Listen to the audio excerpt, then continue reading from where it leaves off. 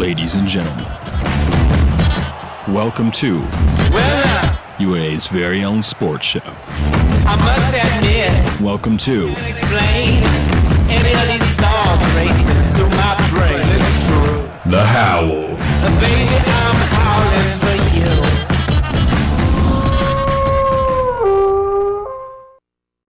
you. And welcome, listeners, into another exciting edition of The Howl. We've got a lot of good stuff to talk about today. We might have a shorter show. Care to explain why, Jordan, and what kind of great stuff we have to talk about today? Well, today we're going to be breaking down the great run by the UAA women's basketball team and the great streak that they've been on and how deep they've been going so far in the tournament. And we're going to discuss their round of 32 matchup, Sweet 16, Elite 8, and then down to the Final Four. Awesome. And first thing, before we forget about it, is I want to congratulate our great point guard on the men's basketball team, Sugi Wiggs. He earned a first-team All-West Region honor and was a third-team All-American. So great job for all the great numbers that the Idaho transfer put up for us this year. What an incredible season. Really, UAA hasn't had a player quite like him in a long time, and he can do it all, and he can carry the team for us, and I'm really looking forward to what he can do for us next year, elevate us to the next level. Couldn't agree more, but let's talk about a team that's still, I'm sure a lot of you have heard, still playing and still making UAA and pretty much, I think, the whole state of Alaska proud. Gotta love them, the UAA women's basketball team. They have been impressing all year, and it seems like they don't want their journey to end. No, not at all. You know, they do have those 7 seniors, and none of them want to take off that UAA jersey, and I don't blame them because it's such a great program and such a great system. They love playing for Coach McCarthy, and I don't blame them. They want to keep wearing that jersey and representing this state. Yeah, last time we were here in the studio a couple weeks ago, they were in the middle of a match between Cal State Dominguez Hills, and they took care of them pretty handily. That's right, yeah. And then we were kind of like wondering who we might play next, and it turned out to be Cal Baptist, a team that was a national runner-up back in 2015. So they're in our position, so we matched that now. But that was last year, and this year we matched up against them in the semifinals, the second round. Almost to me it was like a pseudo West Region Championship, the way the top two teams kind of played each other, even though we were the 2 seed, and I believe they were the 3 seed. Yeah, that was not a team that we necessarily wanted to play, especially at that point in the tournament when there was still a lot of work to be done. But I'm really proud of the way they played. It was a hard-fought game. We only won by 4 points, if I'm not mistaken. Yeah, and it went to overtime, too. It was back and forth, and into the fourth quarter, the Lancers of Cal Baptist, they had an 8 or 10-point lead there. And I was very worried. Our shots weren't falling on that particular game, and I know the Lancers' defense was obviously making it more difficult than normal for us, but somehow our team found that collective effort, came together, and just like kept Cal Baptist off the scoreboard long enough for them to make a little run and big shots down the stretch to send it into overtime. Absolutely. They knocked down 10 3-pointers through the first 3 quarters, and that was really hurting us because we couldn't get control of the game. They kept extending their lead a little bit more and a little bit more. So something really rare happened, actually. Coach McCarthy went to man-to-man, which is something that you rarely ever see out of the women's Seawolves team. And it actually helped a lot because through that fourth quarter and overtime, they only hit 2 threes over that span, and I think that was a big difference because when they couldn't get their shots going, that kind of threw their rhythm off. And it was a really competitive fourth quarter in overtime. As you mentioned, they proved themselves and they showed their resilience, which I was really proud of them to not only just change the game by switching to man-to-man, but being able to knock down shots when they counted. And that was something that they wanted to focus on, too, towards the end of the game. Exactly, and we talked about how competitive and how close these teams were in this 83-79 victory for us. We were the 4th seed coming in the nation, and they were the 5th seed coming in the nation, so go figure, us being the 2 seed and them being the 3 seed. And you bring up some of the keys to the game. and we're probably going to bring this up a lot, but our depth, our depth has always been key, and it's going to continue to be key, I think, moving forward in our last game, which we'll touch on a little bit later. Definitely. You know, he can filter in the girls in and out throughout the first quarter.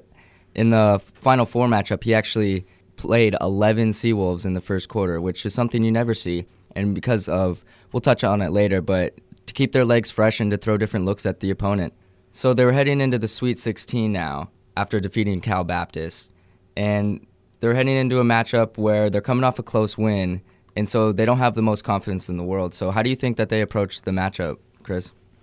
Yeah, that was against the UC San Diego Tritons, and that team had avenged a loss earlier to Cal State East Bay, and then they took down top-seeded Azusa Pacific, who was hosting the West Regional Tournament. So we had a hot team coming in, and we had beaten them earlier in the year. So I think, honestly, approaching this matchup, to answer your question, just basically that depth, because we were able to play so many players, even though it was such a close game, we weren't able to get fatigued as badly, maybe as UC San Diego when they played a tough game over Azusa Pacific. Right, and in this matchup, it was a close first half, and coming off a close game, it kind of had us, worried for a second again. But that second half, they really stepped up, and they looked like themselves again. They got back to what they do in their system. Alicia Devine had a great game, and she was actually named the West Region Most Outstanding Player after that game. So I think her and just the overall team continuity of them lifted them in that second half and really just kind of ran away with the game at that point. Yeah, and that was their fourth West Region title, and they were able to advance to the NCAA Elite Eight.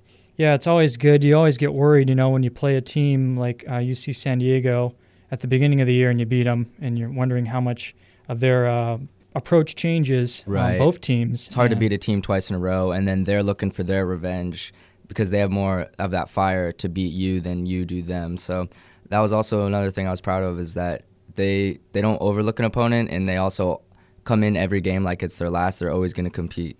We held them to 41% shooting while we shot 48, so to me that's a huge difference in the game. And we had 12 steals, and they had 9, so that was pretty close there. But 7 blocks to 1. That's gonna help you out. Right, and we're not a great shot blocking team necessarily, and so I think that helped us a lot, because then they didn't want to go to the paint as much. They were getting a little scared at that point, and they had to settle for the outside shots, which helped us get the rebounds and extend our lead even more. Yeah, and you look at this, something interesting to bring up. Megan Mullins only had 3 points in the game, but like I just said, she was one of the main contributors in blocks. She had 4 of those 7. So, but it's good, when your top player that everyone is like focusing in on, she doesn't get to the double digits like we're accustomed to seeing, that other players are still able to come to the forefront and show their talent. Exactly, and that's just another example of our depth. And when you have your best player, the reason she is our best player is because she doesn't only score the basketball. So when she's not scoring points, she's doing other things. She's communicating on defense. She's getting the shots blocked. She's creating a distraction on offense, the little decoy, and she's getting rebounds as well. So she's really long on the floor. She's disruptive on the passing lanes.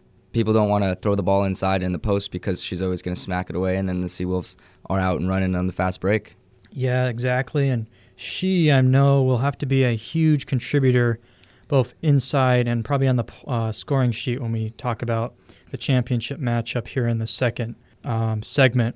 And with that, let's play you some music that we've selected, and we'll take a little break, and we'll return with some Elite Eight and semifinal women's basketball action. And we're back. Thanks for tuning in to KRUA 88.1 FM today with the Howl. Your host, Chris Lawrence. And Jordan Rodenberger. And we're continuing our very basketball-centric show today. Before we get back into more women's basketball, I want to talk a little bit about some Great Alaska Shootout teams that we got to see that are doing some damage on the national level in the men's basketball field. First, you got UNC Asheville, who was, I think, a 4th seed in their tournament, and they, in a very competitive Big South conference, they were able to win their conference tournament and come out as a 15 seed and play Villanova. But Villanova was ultimately too tough. But the other team, my goodness, Middle Tennessee State, the shootout champions. The UAA men lost to them by, I think the score was 75-72, so we gave them a heck of a game. And that was in the first round of the shootout. But anyways, they played Michigan State, and the 2 seed that a lot of people, including myself, pegged to be the national champion. And so, I mean, that just says something. I don't know about how bad Michigan State prepared or did something for that game, or just how good a team out of the shootout can still be like Middle Tennessee State. Right, and we've seen in the past, like, teams from the shootout can be bracket busters, and that's always exciting to see. And it goes to show, does that mean that our men's basketball team would have competed against Michigan State? No, I'm just kidding. But, but it is just great perspective and comparison. I mean, we lose to them by 3, and then they go on to beat this Tom Izzo ran team was projected to win by many teams, including myself. I did have them going very, very deep in my bracket, and that put a damper on my chances of doing anything as far as success in my bracket. But it was still glad to see that happen. Glad to see them win. Yeah, you know, you gotta love these upsets. Like we just mentioned, Middle Tennessee State, Hawaii was a 13 seed over Cal. Right. And speaking of upsets, a couple 7 seeds out of 8 seeds, we got to play in the Elite 8. First being 7 seed out of the Southeast Regional, Francis Marion, the Patriots. Yeah, Francis Marion was a team that when we met in the Elite 8, they were just kind of happy to make it that far. You know, they were thankful to win a couple games in the tournament and to make it down to the final 8 teams, and did all they could, but ultimately we just wore them down way too hard, and we ended up winning by 24 points. And in that game, Megan Mullins actually broke Eva Robinson's 35-year-old school record for most field goals in a season, which is incredible. Do you know how many that was? Eva Robinson had 232, so by the Final Four game, I'm not sure exactly how many Megan has, but it's close to 240, almost 250 now. Yeah, like you bring up, basically it was our game. I was watching that, and Francis Marion could never get comfortable, and they could never take us out of our tempo. And we ran the offense tempo at our pace, and there was really nothing. Once we got in our groove and once we were able to get our shooting game on, there was really no hope for the Patriots. After the first quarter, we jumped out to a 22-14 lead, and in that quarter, we shot 45%. Madison, she had 6 points on 2 threes to kind of crack that lead open. Towards the end there, right. And it was kind of like a snowball from there. Yeah, it carried on in the second quarter when we went on that 12-0 run, and the only reason Francis Marion had a chance and was even within relevant into the game was because of Brianna Bergens. That she is an absolute hooper.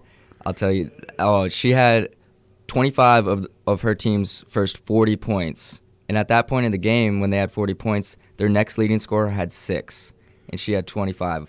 And she did ended up with a career-high 29 points. She had an unbelievable game. She did all she could, but ultimately, especially against the Seawolves, you can't be a one-woman show, and try to expect to win. I was so impressed by her game, and I never had heard of her before this, but I'm definitely going to remember her name now. And I hope to see if she's playing D2 next year and if she's sticking around, and I would like to see how their team does next year.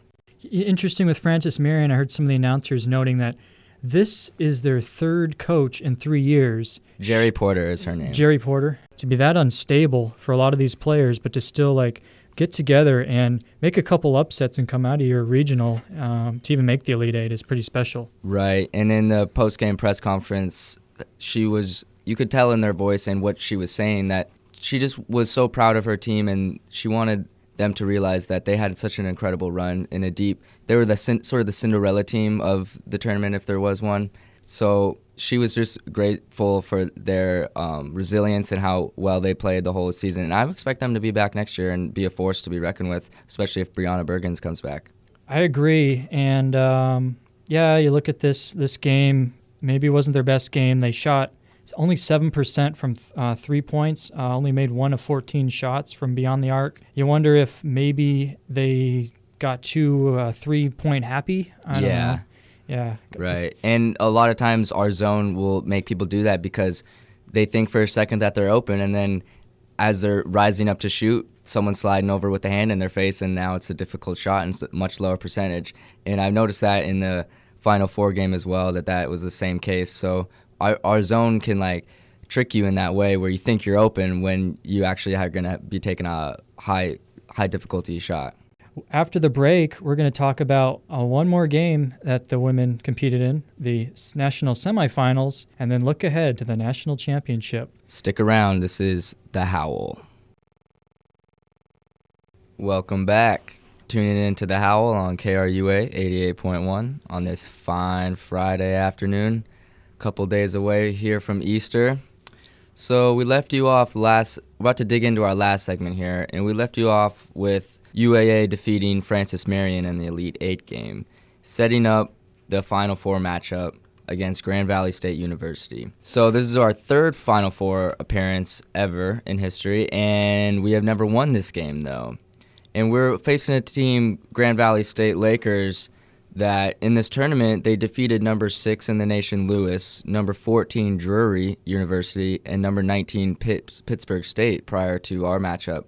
So they ran through several great teams prior to us, and they were on a roll. And as we mentioned a few weeks ago, a lot of times it's not the best team, but who's the hottest, and they were quite on a streak as prior to our matchup. So heading into this one, we had the confidence of having an easy victory, but then they were coming in to a very good Pittsburgh State team.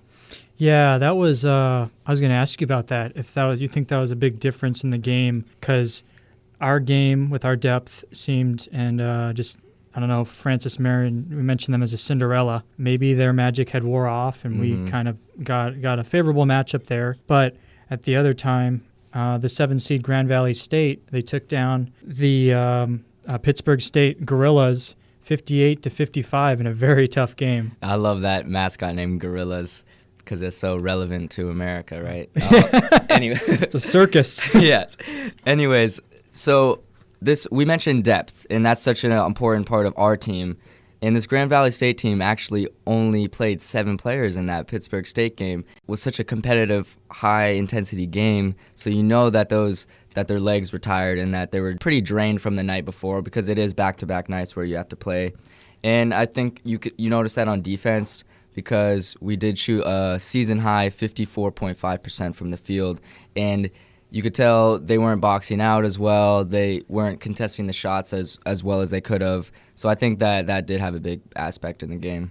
Yeah, and I was watching. I didn't get the opportunity to see them in person like you did. I got to see them here, but it was a great support here in town. Mm-hmm. I don't want to take anything away from that. It was amazing how many people showed up at the Peanut Farm. It was also showed at Buffalo Wild Wings, too, because I went there afterwards because it was full capacity at Peanut Farm. Right. And it was just insane how much cheering and support they were getting through their TV monitors. That's awesome because we did have, my guess would be 30, 40 parents, friends, relatives go all the way down to Sioux Falls. And that was great to see because it was nice to have that support. Alicia Devine, she had much of her family there, and she mentioned in the press conference that she thought it helped lift them. It's like having like a sixth man, it's coming off in the crowd. And with that victory, we did win 67-47. That was the 38th victory of the season, and that's the most in NCAA Division II history. So we just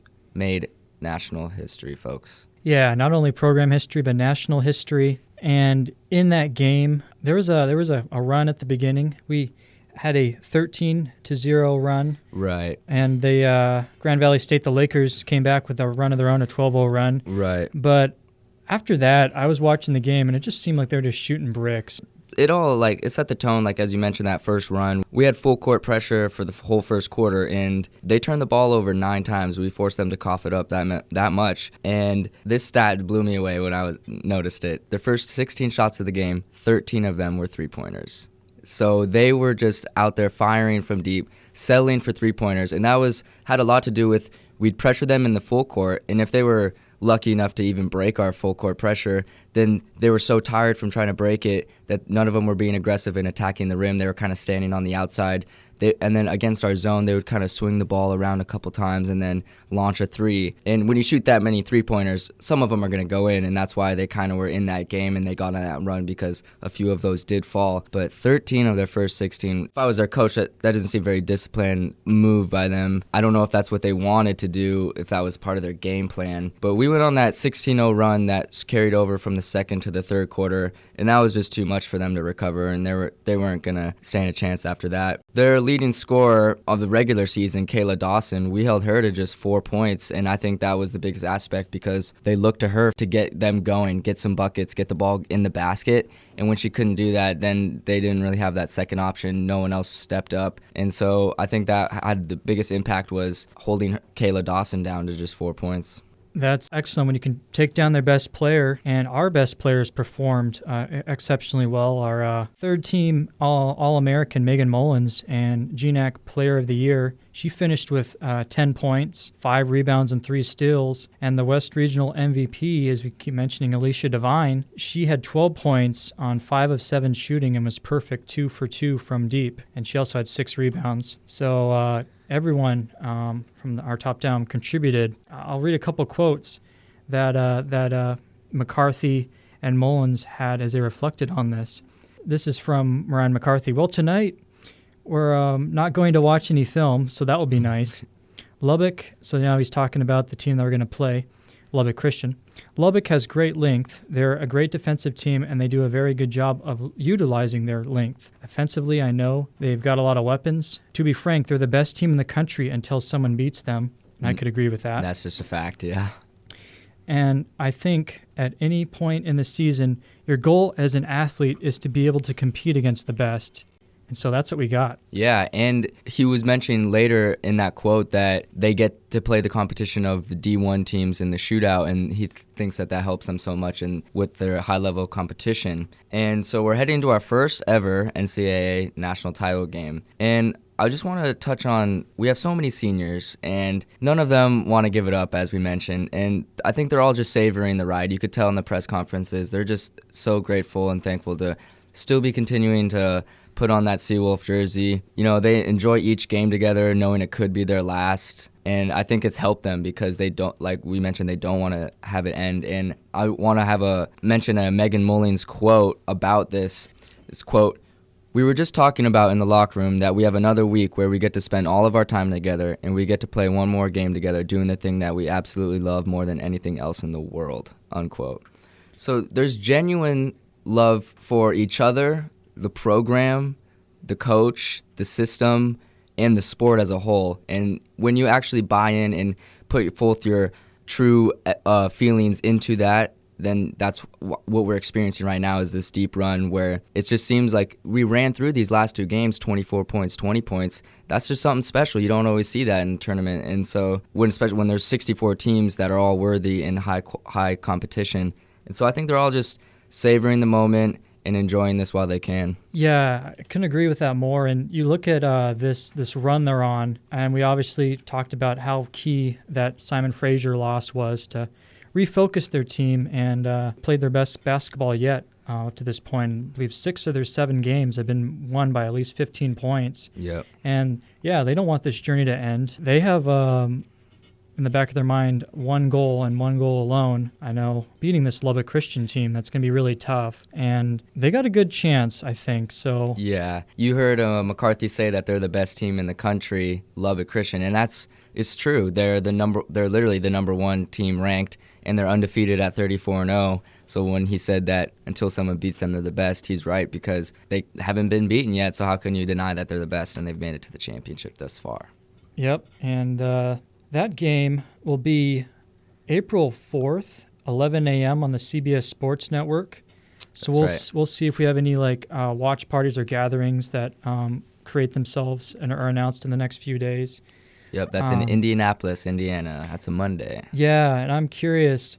Last year, when we lost to Point Loma, it seemed like when we had that big crowd and all that pressure being number 1, and we came in there and we had a full lower bowl, about 3,000, 2,500 people, give or take. Wow. We let the pressure, I think, get to us. And so I'm curious, what do you think about this team's mentality going in to like an NBA arena where the Pacers play, and UConn will probably be there Right. for D1, and D3 championship will also be there on the Right. same day. So it's like, what do you think about that? Well, we could not see ourselves in this position last year. I'll just be flat out honest. The way they approached the tournament was not the way they wanted to.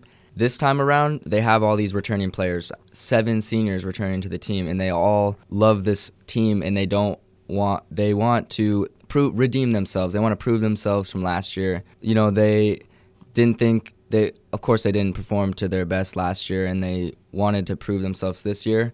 And they do have less pressure, as you mentioned. And I think that's helped them in the long run because now they're not the number 1 team. And so I think heading in, they're just going to have to – it's one ball game. It's a new season. The season is one game now. And so you can't be living in fear of the number 1 team and the undefeated. You got to – anything can happen in this game. Yeah, and funny, we talk about us being number 1 last year. Since they're number 1, they honestly are probably going to be feeling more pressure. They want to be like Indiana, go all the way, go undefeated. Right. Yep. And, and basically they have the target on their back, so maybe we can play like this family mentality that we've had. We're loose.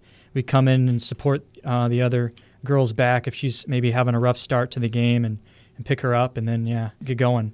Right, and we mentioned how great of a team Lubbock is, and you might be wondering, well, why are they so good? What makes them such a great team? It starts if you look at their roster. They have one player, Kellen Schneider, 6'5". That's 4 or 5 inches taller than our tallest player, and then they have another player, Tess Bruffrey, 6'4". So they got 2 twin towers down there in the post, and that's way more size than any team in the country really has. And because of their height, they lead the nation in blocks, of course, of any team in the country. And not only are they tall in the post at the center position, but their point guard's 5'10". She leads the team in points, assists, steals, and rebounds. So that's pretty much their size and length is unbelievable. It's gonna be an incredible game. Yeah, so she's the heart of the team. So we gotta try to block her up, try to stop her there. In case you're wondering, I always like this kind of thing. Lubbock Christian is the Lady Chaparrals, and they are out of the Heartland Conference, and they're coached by Steve Gomez. And I'm not sure if he's been there all of these years, but he's coached for 13 years, and he's been very successful. He's the one who's leading their charge. He's got a record of 313 and 104. Another interesting thing to note about Lubbock Christian, this is their first year that they are postseason eligible in Division II to even make the tournament. So to go undefeated like this is pretty remarkable in itself as well. Maybe they should have jumped to D1 instead of D2. Skip that step. Test the waters in D2 though, and they're head and shoulders above, literally head and shoulders above other teams, not only in talent but in height. No, you're right, and it's right for them to start out at D2 right now because they tried to play UConn this year in an exhibition game. Their lone blemish on their schedule, and that was a 95-39 loss. But I honestly think anybody in D2 is never going to beat UConn. D1 teams lose by that type of score to UConn, so that must have been just to tell their kids someday that they played against number 1 Connecticut, because there's not a lot you can gain from that game, getting dominated like that. I mean, maybe it humbled them a little bit. I was about to say humility. Yeah, right. Bring them back down to earth a little bit. But that'll bring up the championship game. I'm sure next week we might talk a little bit more about this. Definitely. Other sports, and maybe we'll look at a Final Four that's formulating in the men's basketball tournament. That's right. Those are some ideas we got right now. That could obviously change, but we really want to thank you guys once again for wrapping up another edition of the Howl. That's right. Cheer on our Seawolves Monday, April 4th. We'll see you next Friday at 2 p.m. This is the Howl, KRUA 88.1. Thank you for listening.